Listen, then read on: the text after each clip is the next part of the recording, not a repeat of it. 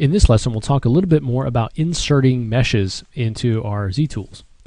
So really, inserting meshes is just the same as kind of appending a new subtool to this that's kind of a different model and then merging it together. So you're talking about different geometry shells that are included in the same tool. Now, the methods of actually including insert meshes are different, but they allow us to draw these onto the surface and include these in different ways so that they integrate well into the existing model. So we want the geometry here not to have any subdivision levels. And to be able to insert a mesh, we can use, for once, we can use the mesh insert dot.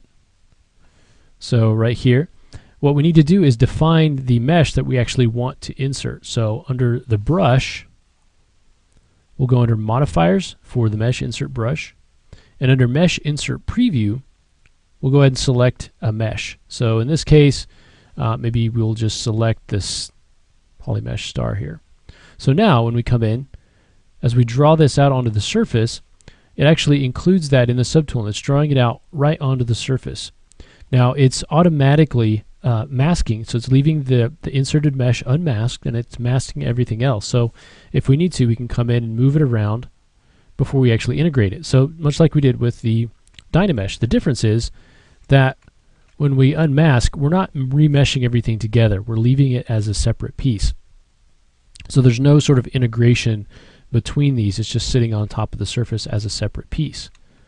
Okay, and you can come in here and continue to insert all across the surface. Okay, and we can unmask there. Now once we've got these meshes added, you can see they're all part of the same now subtool.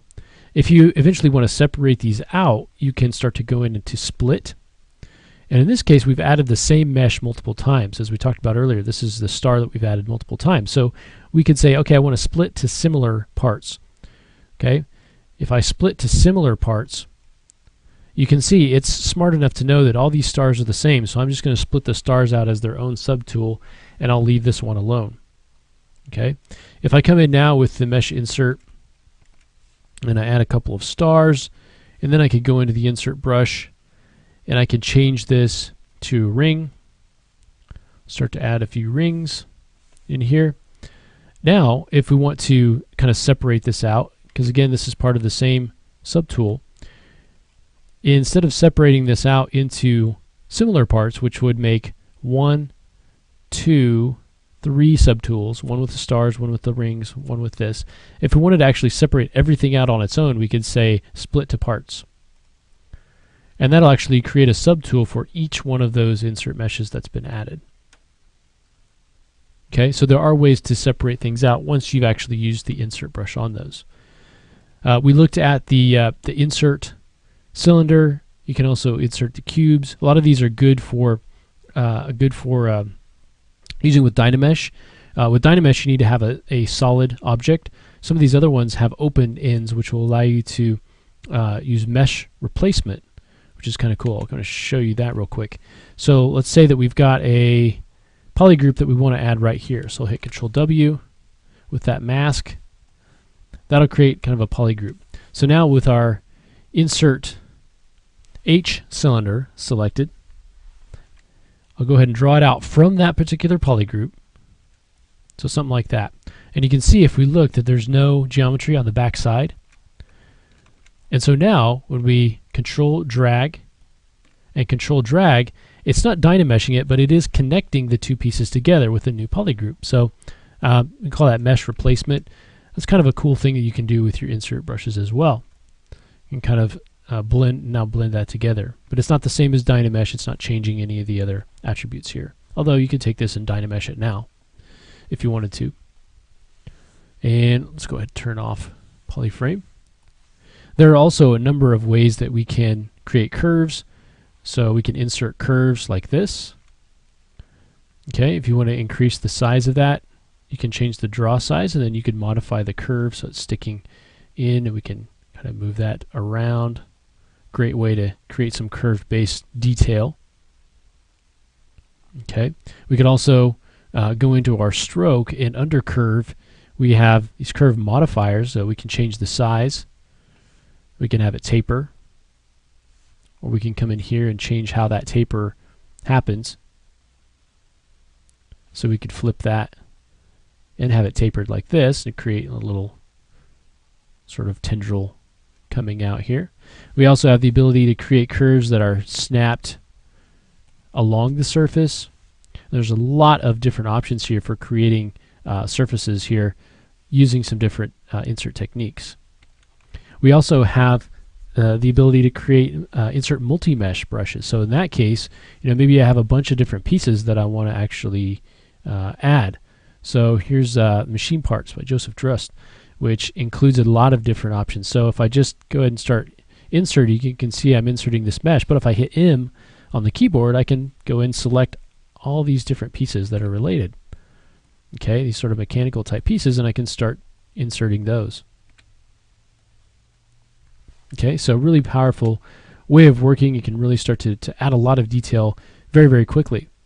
So what if we want to create our own insert brush? So let's say we created that bolt, if you remember. Let's say we now want to use this to insert into our meshes. So we want to be able to add it to our meshes. So we want to make sure that we have the detail that we want. And I'm just going to come over the top. I'm going to go to brushes and I'll say create insert mesh.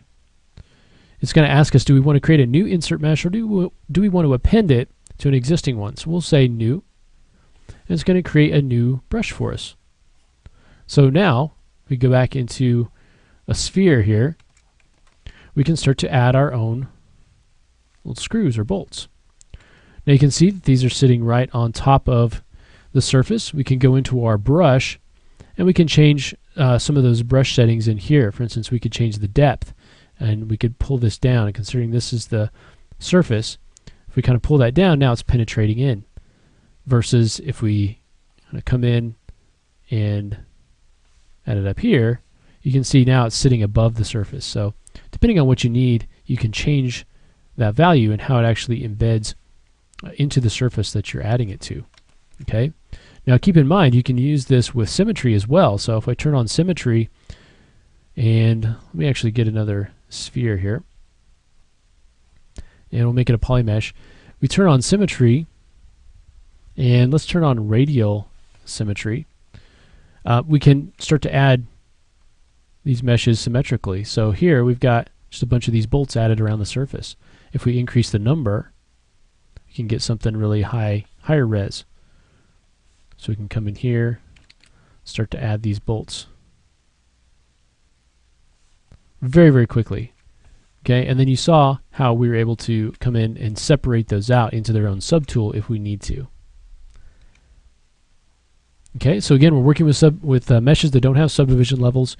We're inserting one mesh into another mesh, and we do have the ability to now split those out if we need to, based on the similar parts, or even based on the masking.